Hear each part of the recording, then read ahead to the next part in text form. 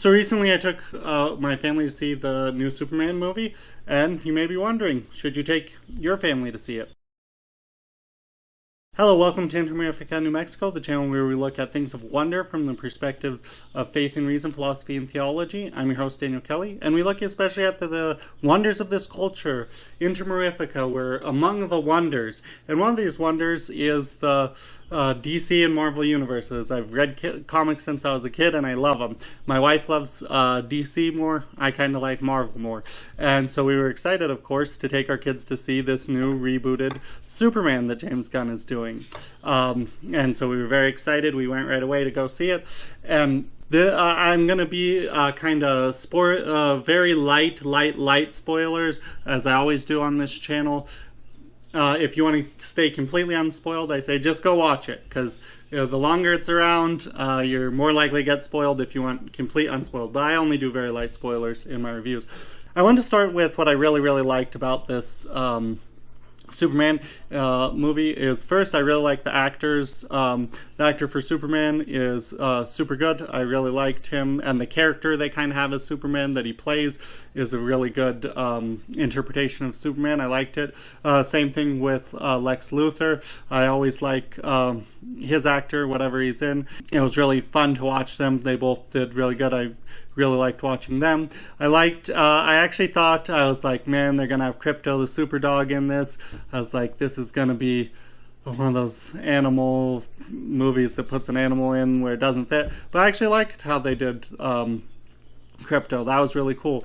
I like that Superman is just a good guy in this. That's really cool. I think we need more heroes that, yeah, he's just good. There's a place for, you know, grayness and stuff, but I like Superman. Yeah, he's just good. I really liked that my son, he didn't like being in the theater for that long. His attention span's not that long, but he has loved Superman since watching this. So one of the missions I had in taking my family to go see it was accomplished. That, yeah, he likes Superman, which is cool.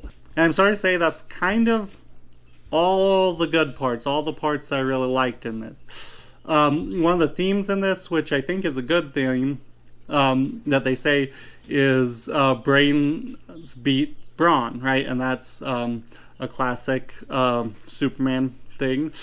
And they say at first Lex Luthor says it to Superman, then Superman says it to him. And I want to go with that. So we're dropped in the middle of an ongoing story. Superman is just lost, which is, I think it's cool. But the problem is, you don't know the stakes of anything. That's the problem.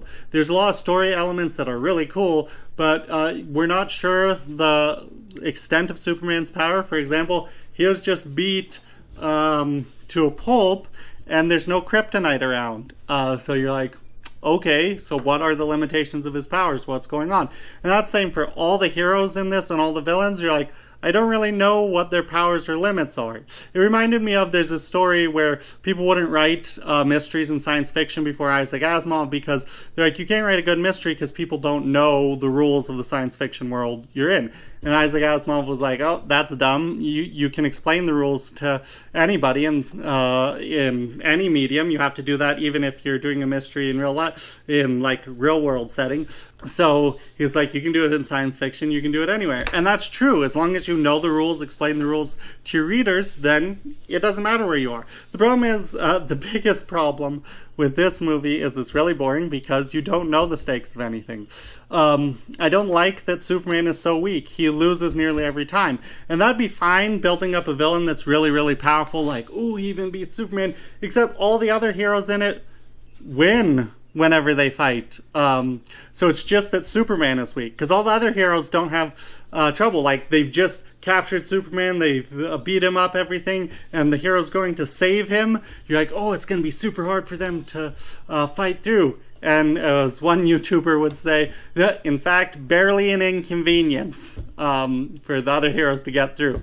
So I don't like that. Yeah, it is hard to write stories for Superman because he's so powerful, but if you have the character Superman, you gotta write for him.